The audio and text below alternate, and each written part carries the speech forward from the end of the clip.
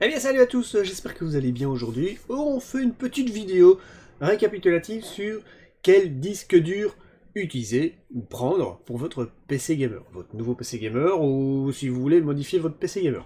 Alors avant de commencer, j'ai déjà remarqué sur la chaîne que beaucoup d'entre vous, vous n'êtes pas abonnés à la chaîne. Il n'y a que 10% des personnes qui sont abonnées sur la chaîne qui regardent les vidéos.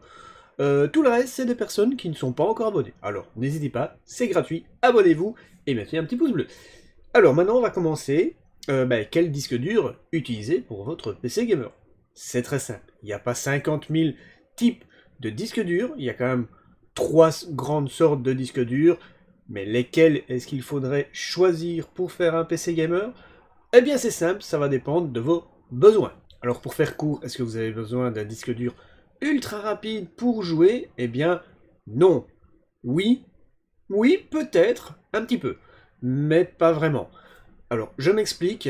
Pas vraiment, pourquoi? Eh bien, tout simplement. Alors, si vous avez un disque dur, un SSD en M.2 PCI Express 4.0, ultra rapide, eh bien, votre jeu va se lancer très rapidement. Vous allez avoir un temps de chargement plus court. Ça va aller ça va varier selon les jeux, s'ils sont très longs à charger ou pas longs à charger. Si vous jouez avec des jeux qui sont pas longs à charger, voilà, ça vaut franchement pas la peine d'acheter un SSD M.2 PCI Express 4.0 pour vos jeux, parce que vous allez, oui, vous allez gagner un petit peu en secondes, mais franchement, qu'est-ce que c'est que d'attendre 2, 3, 5, 10 secondes supplémentaires alors que votre SSD va vous coûter vraiment très très cher. Alors moi, ce que je vous conseille, c'est de mettre de base un SSD, soit classique comme ceci, hein, un SSD très classique, ici c'est un 256 Go, ou alors vous pouvez placer un SSD M.2 de 256 Go de base pour le système d'exploitation, et vous pouvez encore mettre un ou deux petits jeux à côté. Ça, c'est la base. Vous faites ce que vous voulez, vous n'êtes pas obligé de mettre ça, vous pouvez très bien partir vers un disque dur classique, comme ceci, qui est certes moins rapide, mais moins coûteux. Alors, ce disque dur-ci, c'est très facile, il m'a rien coûté. Pourquoi?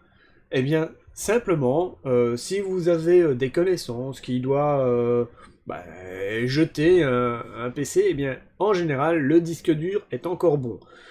Vous formatez le disque dur et vous récupérez le disque dur. Vous trouverez, même sur des vieux PC d'il y a une dizaine d'années, des disques durs de 500, 600 Go. Celui-ci, par exemple, fait 640 Go.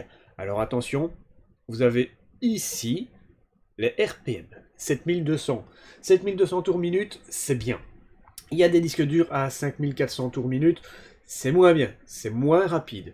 Donc moi je vous conseille les disques durs, faites attention à ça, à 7200 tours minute. Donc, pour résumer, mettez un SSD de base, classique ou M.2, pas une trop grosse capacité. Pour Windows, même 120 Go suffirait largement.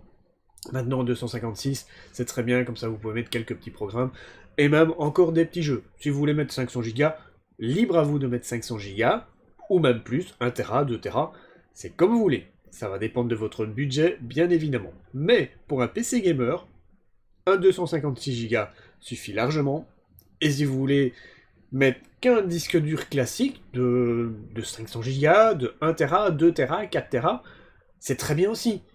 Ça va pas changer grand chose à l'utilisation du jeu, ça va même pas changer, il y a juste le temps de chargement qui est différent. Donc voilà, vous pouvez très bien, si vous avez un tout petit budget pour faire un PC gamer maintenant, vous avez deux solutions, soit vous mettez un SSD classique, comme ceci, ils sont pas très chers, hein, de 250 Go pour allez, une trentaine d'euros, et puis vous mettez un petit disque dur classique comme ceci de 500 Go, si vous en trouvez un gratuitement, quelqu'un qui s'en débarrasse, ou même 1 Tera ne coûte vraiment pas cher, moins de 50 euros, vous avez 1 Tera, voire parfois même 2 Tera aux alentours de 50 euros, ça peut être une bonne affaire. Là, vous avez de la place pour stocker beaucoup de choses, 1 ou 2 Tera, c'est quand même plutôt pas mal.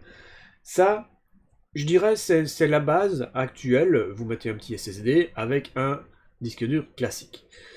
Les personnes qui ont plus de budget, vous pouvez mettre un SSD de base, mais d'une plus grande capacité, 500 Go, 1 Tera, 2 Tera, ça c'est comme vous voulez. Et puis ceux qui ont vraiment encore plus de budget, vous mettez un SSD en M.2, vous pouvez mettre 1 Tera, 2 Tera, ainsi de suite, mais on monte très très fort dans les budgets. Et ben là, franchement, est-ce que ça vaut la peine pour du gaming? Je ne pense pas. Donc moi, mon conseil, c'est un petit SSD de base, et essayez de dénicher des petits disques durs pas trop chers. Évidemment, c'est fragile. Ces disques durs-là, ne les laissez pas tomber, hein, parce que vous le laissez tomber, il est foutu, vous perdez tout. Maintenant, quand il est installé dans votre PC fixe, il n'y a aucun problème. Sauf si vous cognez votre PC qui tombe par terre ou quoi, là, c'est un peu plus risqué. Vous risquez de perdre toutes vos données. Ça pourrait arriver avec un SSD. La puce mémoire qui soit foutue, mais ça, vous pouvez jouer au foot, hein, vous pouvez le balancer comme ça, et il n'aura rien. Les données seront intactes. Les disques durs classiques, pas du tout. Donc attention à ça. Voilà. Un disque dur classique fait plus de bruit. Si vous voulez un PC silencieux, voilà, ne prenez pas un disque dur classique, prenez un SSD, lui fait pas du tout de bruit, il n'y a pas de problème. Alors pour connecter tous ces disques durs, rien de plus simple, hein. Le SSD M.2, vous le voyez, vous avez le connecteur ici, M.2, vous vérifiez si votre carte mère est compatible, hein, parce qu'il y a des PCI Express 3.0, 4.0. Vous regardez si votre carte mère dispose d'un slot M.2, évidemment, s'il n'y en a pas, vous pouvez pas en installer. Mais alors, c'est une vieille carte mère qui date, j'allais dire des années 50, mais non, ça n'existait pas encore. Mais voilà, vérifiez si vous pouvez en mettre un, sinon le disque dur, enfin le SSD classique, comme vous pouvez le voir ici, vous avez les connecteurs SATA, hop, je fais pas la mise au point, les connecteurs SATA, l'alimentation et le connecteur SATA qui va directement à la carte mère. Alors, niveau disque dur classique, eh bien vous avez exactement les mêmes connecteurs qui se trouvent ici, tout simplement. C'est très facile à brancher, évidemment, ça prend de la place, surtout le disque dur classique. Normalement, vous avez des baies à disque dur qui se trouvent dans le bas du PC. Et les SSD classiques, vous avez des emplacements à l'arrière du boîtier. L'avantage du M.2, c'est que vous n'avez pas de câble, vous ne voyez rien, et c'est pratique. Voilà, c'est plus cher, mais c'est plus pratique. Donc pour un PC gamer, un petit SSD avec un disque dur classique, c'est très très bien l'affaire.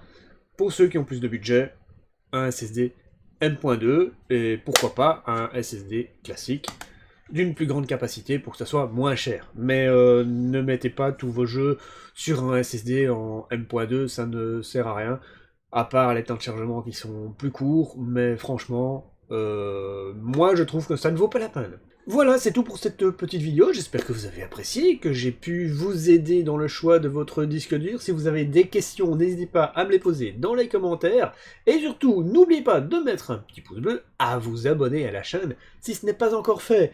On se retrouve dimanche dans le live, et puis la semaine prochaine pour une nouvelle vidéo. Voilà, je vous souhaite à tous une bonne journée, bon après-midi, bonne soirée, tout dépendra de quand tu regardes cette vidéo, bien évidemment, et je vous dis à bientôt, ciao ciao tout le monde!